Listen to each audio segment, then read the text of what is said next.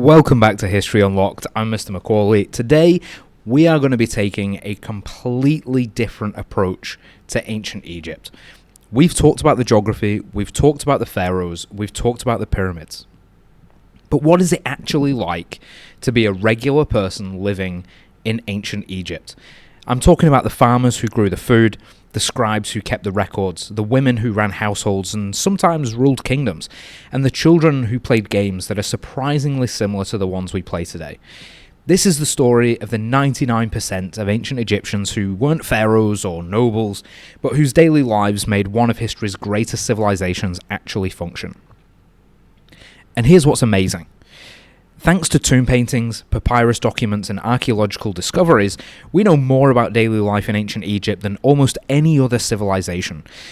The Egyptians were obsessed with recording everything, and their dry climate preserved things that would have rotted away anywhere else in the world.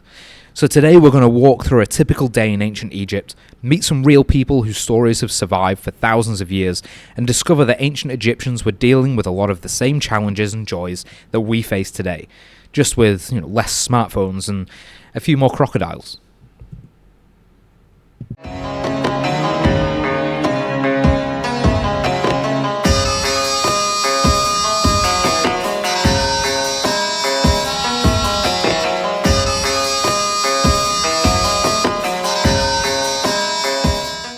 Let's start with morning in an ancient Egyptian village along the Nile. Around 2000 BCE, that's before the current era. The sun is rising over the river, ibis birds are calling from the marshes, and families are waking up in their mud brick houses. Your typical Egyptian house wasn't really that different from houses you might see in rural Egypt today. The walls were made from mud bricks, basically Nile mud mixed with straw and dried in the sun.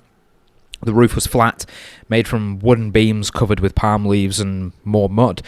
This might sound very primitive, but it was actually perfectly designed for the Egyptian climate. Nice and cool in the summer, keeps you warm in the winter, and very easy to repair. Most houses had just 2 or 3 rooms, a main living area, a storage room for grain and supplies, maybe a separate sleeping area. The kitchen was often on the roof or in a separate building because of the fire risk. Furniture was minimal, some wooden stools, storage chests, and sleeping mats. Wealthy families might have actual beds and chairs, but most people slept on mats on the floor. The first thing you'd do when you woke up was wash your face and hands. Personal hygiene was incredibly important to the ancient Egyptians, way more than in most ancient cultures.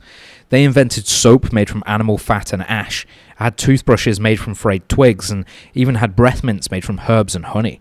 Both men and women wore makeup, and this wasn't just about looking good, it was about health and protection. The famous Egyptian eye makeup, made from ground minerals like malachite and galena, actually helped protect against eye infections and the harsh desert sun. It was like ancient sunglasses and antibiotics all rolled into one. Egyptian life was totally controlled by the Nile's annual flood cycle, which created the 3 distinct seasons that we've talked about before, and these shaped everything from work schedules to religious festivals. If we think back to our episode on geography, we'll remember they have Aket, so the flooding season lasted from July to October. During this time, most of the farmland was underwater, so farmers couldn't work their fields. But this wasn't vacation time. This was when the pharaoh's building projects really kicked into high gear. Farmers became construction workers, helping to build the pyramids, temples, and other monuments. The flood season was Egyptians' seasonal employment. Puret ran from November to February. This is the growing season. As the floodwaters recede, they leave behind a fertile black soil. This was planting time. Farmers would work from dawn to dusk, getting their crops in the ground. They grew wheat for bread, barley for beer, flax for linen, and vegetables like onions, garlic, lettuce, and cucumbers. And then we had Shamu, the harvest season, lasting from March to June. This was the most intense time of year for everyone, including children. They would help bring in the crops before the next flood arrived. It was also tax collection time, when government officials would show up to claim the pharaoh's share of the harvest.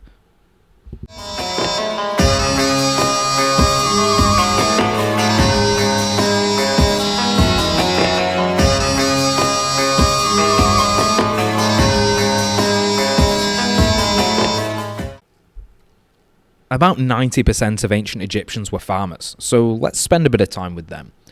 Egyptian farmers weren't just people who happened to grow food. They were skilled professionals who had developed sophisticated techniques for managing irrigation, crop rotation, and animal husbandry. Egyptian farming was all about working with the Nile's flood cycle. Farmers developed complex irrigation systems using canals, ditches, and sharoufs, those lever-operated water buckets you might see in Egyptian art. They used these to distribute water across their fields. They had to coordinate with their neighbours because water management was a community effort. If one farmer messes up, it could affect everybody downstream. The tools were relatively simple, but very effective. Egyptian farmers used wooden ploughs pulled by cattle, bronze or copper sickles for harvesting, and winnowing baskets for separating grain from chaff. But the real technology was in their knowledge. They knew exactly when to plant, how to read weather patterns, and which crops would grow best in different types of soil. So let me tell you about this farmer called Hekenante, whose personal papers survived from around 2000 BCE. He wasn't just like a generic ancient farmer. This is a real guy with real problems. His letters talked about renting additional fields and dealing with difficult weather, arguing with family members about work assignments, and trying to collect debts from his neighbours. Any of this sounding a bit familiar? Hekenante's papers show us that Egyptian farmers were running what is basically a small business. They had to manage land, labour, equipment and finances. Some were more successful than others. The lucky or the skilled ones could accumulate enough wealth to buy additional land or livestock, while others would struggle to just simply pay their taxes. But if the farmers were the backbone of Egyptian society, then scribes were the nervous system. These were the literate professionals who kept the entire civilization running through their ability to read, write, and calculate. Becoming a scribe was like getting a golden ticket to the middle class. There's a famous Egyptian text called the Satire of the Trades that basically says, be a scribe. It's the best job ever. You're going to have clean hands, people will respect you, and you won't have to do manual labour. It sounds pretty good. Scribes weren't just people who copied things down. They were the administrators, accountants, the tax collectors, the record keepers, the letter writers, the legal advisors. Every temple, every government office, the large estates needed scribes to function. They were the ancient world's equivalent of lawyers, accountants, and civil servants, all rolled into one. And the training was intense. Future scribes started school around age 5 and spent years learning to write hieroglyphs, heretic script, a faster, more cursive version of hieroglyphs, and later demotic script. They had to memorize hundreds of different signs, learn mathematics, study law, and practice endlessly on pottery shards and limestone flakes called ostraka. We have actual school exercises that survived from ancient Egypt, and some of them are pretty funny. Student scribes would practice by copying moral instructions like don't be lazy and listen to your teacher over and over again. Some student exercises show spelling mistakes or doodles in the margins. Apparently, ancient Egyptian kids were just like modern kids when it came to paying attention in school. But once they graduated, scribes could work in various fields. Royal scribes worked for the pharaoh's administration. Temple scribes managed religious institutions. Military scribes kept army records, and private scribes worked for wealthy families or businesses. The really successful ones could become high government officials. Many of Egypt's viziers and governors started out as scribes.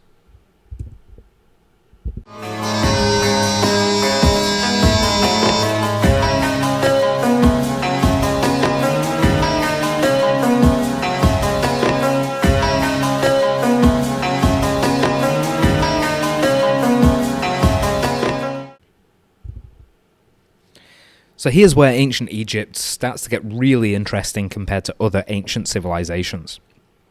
Egyptian women had rights and freedoms that wouldn't be seen in many parts of the world until the 20th century. Egyptian women could own property, they could run businesses, they could initiate divorce, they could serve as witnesses in legal proceedings, and even rule as pharaohs. This wasn't theoretical. We have tons of evidence of women doing all of these things. The legal texts make it clear that women were considered equal to men under Egyptian law in most circumstances. Let me introduce you to some remarkable Egyptian women whose stories have survived. There's Nebet, a businesswoman from around 2000 BCE who ran a textile operation, employing dozens of workers. Her personal seal has been found on contracts and business documents across Egypt. She was clearly a major player in the ancient economy. Then there's Hatshepsut, who ruled Egypt as pharaoh for about 22 years during the New Kingdom. She wasn't just a placeholder ruler, she commissioned massive building projects, led military campaigns, and established trade relations that brought enormous wealth to Egypt. Her mortuary temple at Deir el-Bahari is one of the most beautiful buildings ever constructed. But it wasn't just elite women who had opportunities. Working class women could be brewers, bakers, weavers, musicians, dancers, and midwives. Some women worked as professional mourners at funerals. Apparently the ancient Egyptians believed the more dramatic the mourning, the better the deceased's chances in the afterlife. Egyptian women also had reproductive rights that were very advanced for their time. We have medical papyri that describes contraceptive methods, pregnancy tests, and treatments for various conditions. Egyptian physicians understood female anatomy better than doctors in many later civilizations. Marriage in ancient Egypt was also surprisingly modern in many ways. Couples could live together without formal ceremonies, divorce was relatively easy to obtain, property was typically shared between spouses. Love marriages were common. We have love letters and poems that show ancient Egyptians valued romantic affection, not just practical arrangements. But Egyptian children were also cherished in ways that might surprise you. In many ancient cultures, children were seen as mainly future workers or soldiers, but Egyptians seemed to genuinely enjoy their children and took their education and development very seriously. Egyptian children played with toys that looked remarkably familiar. Dolls with movable limbs, toy animals, board games, balls, and spinning tops. They played games like Senet, which is kind of like checkers, and Mehen, a snake-shaped board game. They had toy soldiers, miniature furniture, and even toy crocodiles with moving jaws. But childhood wasn't all fun and games.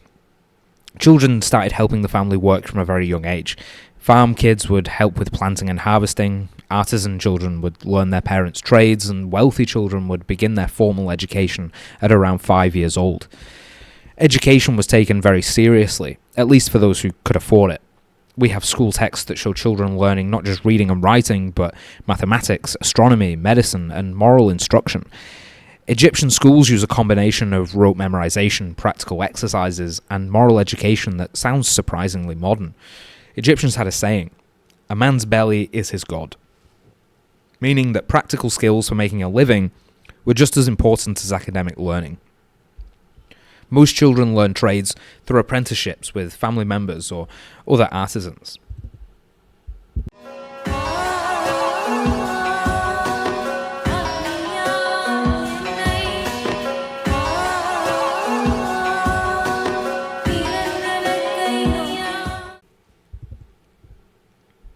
So ancient Egypt was full of skilled craftspeople, whose work still amazes us today. These people weren't just making basic necessities, they were artists, they were engineers, they were specialists whose skills were passed down through families for generations. Egyptian craftspeople included carpenters who made everything from furniture to boats, metal workers who created tools, weapons and jewelry, potters who made containers for storing food and supplies, weavers who produced the linen clothing that Egypt was famous for, and stoneworkers who carved everything from simple tools to massive statues. The organization of crafts was very sophisticated. Workers were organized into teams with clear hierarchies. We had master craftsmen and then experienced workers, down to apprentices and, at the bottom level, helpers. Large projects like tomb decoration required coordination between different specialists, artists who designed the scenes, sculptors who carved the reliefs, and painters who added colours and supervisors who ensured the overall quality of the project. We know about individual craftspeople from tomb inscriptions and personal objects. There was a carpenter named Ka, whose intact tomb was discovered in 1906, complete with his tools, furniture and personal possessions. His toolkit included saws, chisels, squares and measuring rods, basically everything a modern carpenter would recognise. Egyptian craftspeople were very proud of their skills and often signed their work. We have statues signed by sculptors, furniture marked by carpenters, and jewellery inscribed with the names of the metal workers.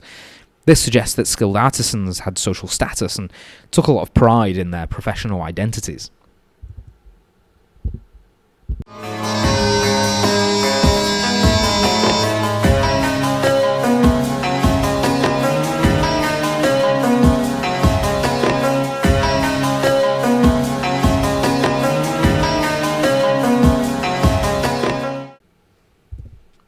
Let's talk about what ancient Egyptians actually ate, because the food tells us a lot about daily life and social structures.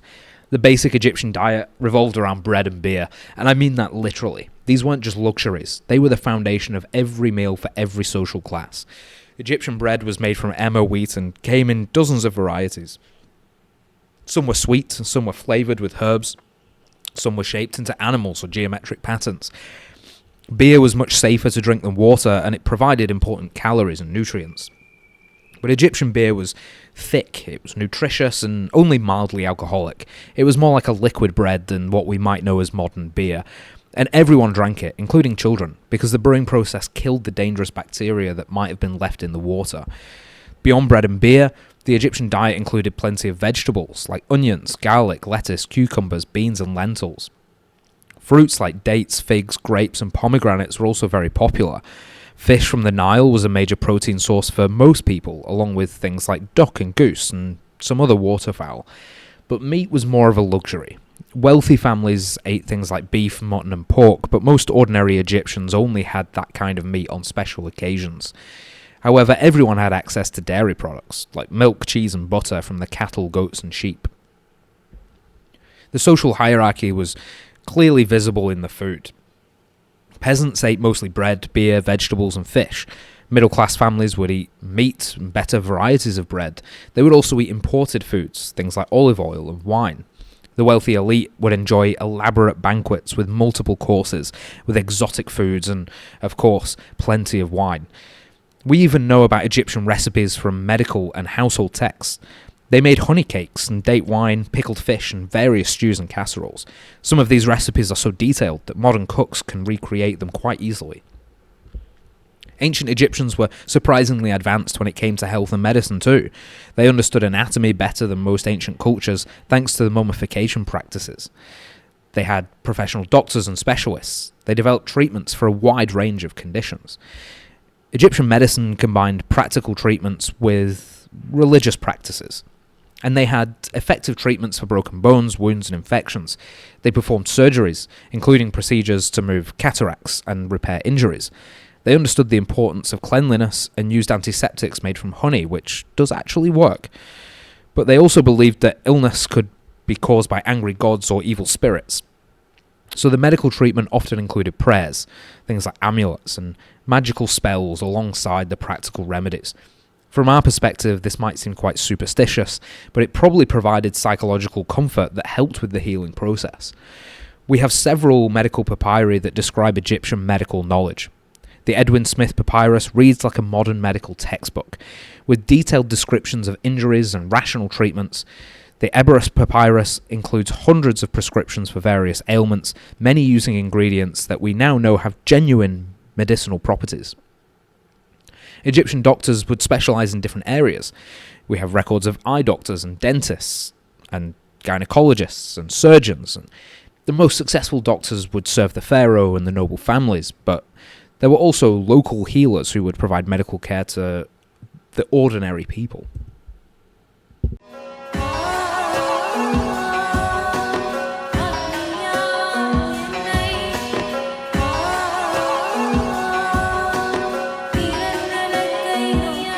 Religion wasn't something ancient Egyptians did once a week.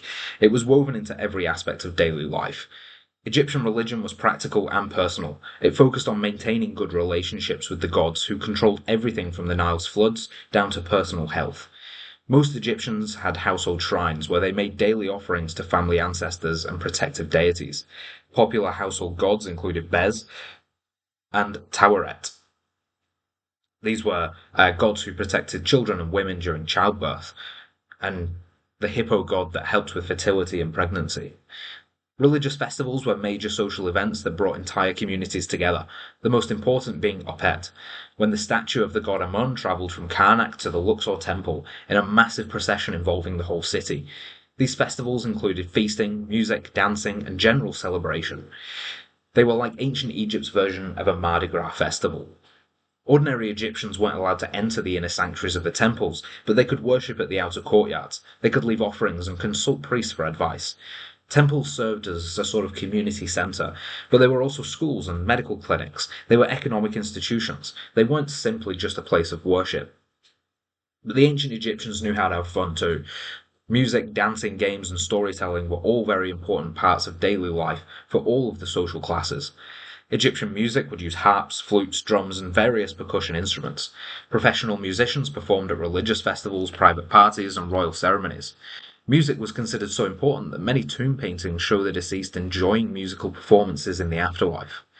Board games were also hugely popular. Senet was the most common, and it was played on a board with 30 squares. It involved a bit of strategy and a little bit of luck. The game had religious significance as well, though, and it was thought to represent the soul's journey through the afterlife. Sports and physical activities would include things like swimming, wrestling, archery, and various different ball games. Children and adults would both participate, and some sports had religious or ceremonial significance as well. Storytelling was also a major form of entertainment. Professional storytellers would travel from town to town, sharing tales of gods, heroes, and adventures. Some of these stories were written down and have survived until today. They include everything from fairy tales to adventure stories and moral instruction. The ancient Egyptians were also very fashion conscious in ways that might surprise you. Clothing wasn't just about covering your body, it was about displaying your social status, showing your profession, and also a little bit of personal style. The basic material was a linen made from flax plants, which grew along the Nile River. Egyptian linen was famous throughout the ancient world for its quality. The finest varieties were almost transparent and incredibly soft. The wealthy would wear pure white linen that required constant washing and maintenance, while working people would wear a coarser and sometimes would wear coloured varieties. Men typically wore simple wraparound skirts called skentis, while women wore straight dresses with straps over the shoulders. But there were dozens of variations based on fashion, function, and social status. Priests would wear specific ritual garments, scribes had distinctive outfits, and different regions often had their own styles too. Jewellery was also extremely important for both men and women. Even relatively poor people would wear simple amulets and rings, while the wealthy would display much more elaborate necklaces, bracelets, and earrings made from gold and precious stones. But jewellery wasn't just about being decorative, it was often believed to provide magical protection. Wigs were very common, especially among the upper classes who could afford it. Egyptian wigs were made from human hair and could be incredibly elaborate, with braids, curls, and decorative elements. Both men and women would wear makeup, with the famous Egyptian eye makeup being just the beginning. They also used things like rouge, lipstick, and nail polish. But one of the most interesting aspects about ancient Egyptian society was that social mobility was actually possible. Unlike many ancient cultures where you were stuck in whatever class you were born into, Egyptians could improve their social status through education, military service, or business success. The most important path upward was through education. A farmer's son who learned to read and write could become a scribe, and from there might work his way up to become a government official. But military service was also another route. Successful soldiers could be promoted to officer ranks and eventually receive land grants or administrative positions. We have records of people who started as ordinary workers and ended up as high officials. Amenhotep, son of Hapu, who was born relatively modest parents, but became one of the most powerful men in Egypt during the reign of Amenhotep III. His success was based on his skills as an architect, an administrator, and an advisor. Women could also improve their social status through their paths, were usually through marriage, business success, or religious service. Some women became wealthy through trade or craft production, while others gained influences as priestesses or members of temple hierarchies.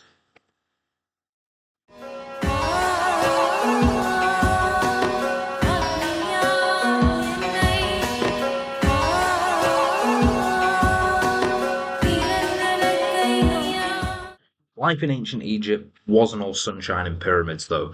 Ordinary Egyptians faced real challenges and hardships that shaped their daily experience. Disease was a constant threat. Despite their significant medical advances, Egyptians still suffered from infections and parasites, malnutrition, and, of course, accidents. Archaeological studies of mummies and skeletons show evidence of arthritis, dental problems, and various injuries from hard physical labour. Natural disasters could be devastating. If the Nile's flood was too high, it could destroy entire villages and entire crop yields. If it was too low, then there wouldn't be enough water for farming, leading to a famine. Locust swarms, crop diseases, and other agricultural problems could cause serious hardship. Taxation was heavy, and government officials could be oppressive. Farmers had to give up significant portions of their harvest to invest in the state, and failure to pay could result in beatings or forced labour. The surviving records include complaints about corrupt officials, excessive taxes, and unfair treatment. Crime was also a major issue. Egypt had laws against theft, assault, murder, and fraud, but enforcement was often inconsistent, and rural areas especially could be very dangerous, with bandits and wild animals posing threats to travellers and more isolated communities. Ancient Egyptians' attitudes towards death shaped many of their aspects of their daily lives. Unlike cultures that saw death as the end, Egyptians viewed it as a transition into a different kind of existence, and they spent considerable time and resources preparing for this transition. Mummification wasn't just for the pharaohs and the nobles.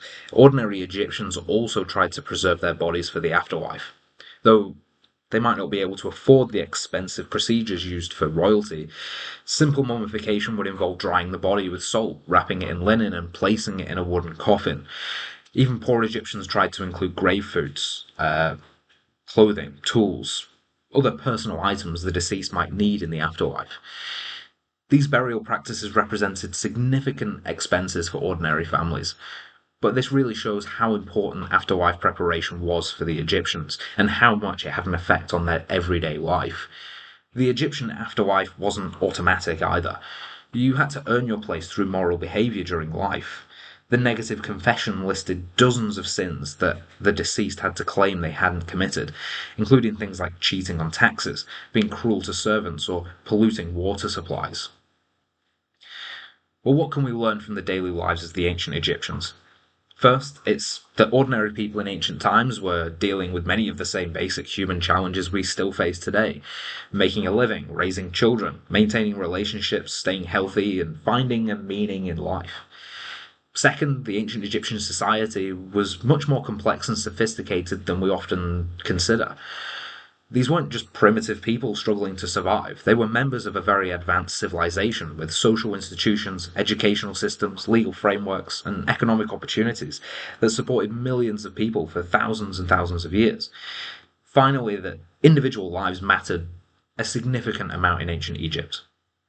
The fact we know names and stories of farmers, scribes, craftspeople, and ordinary families shows us that Egyptian society valued individual achievement and left room for people to make their mark on history.